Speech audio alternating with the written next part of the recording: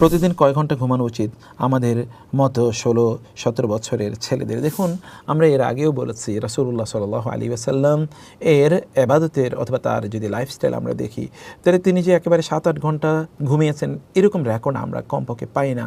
কারণ তিনি রাতের একটা বড় অংশ জুড়ে তিনি ইবাদত করতে আল্লাহ তাআলা তাকে নির্দেশ প্রদান করেছেন রাতের অর্ধেক অথবা কমপক্ষে ৩ ভাগের ১ ভাগ তাকে ইবাদত করতে। কুমিল লাইলা ইল্লা কলিলান নিসফাহু আও ইনকুস মিনহু আও জিদ আলাইহি।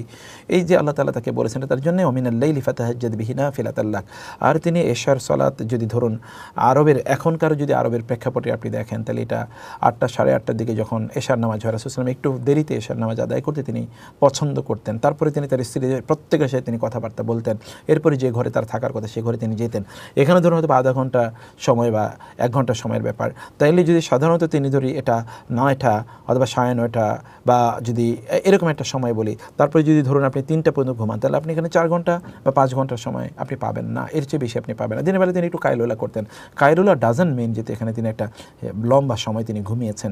তো ফলে তিনি দুটো সময় বিশ্রাম নিতেন। একটা সময় হচ্ছে তিনি রাতে এবং আর্লি, আর দিনে তিনি একটু দুপুরের পর তিনি একটু কায়লুলা করতেন।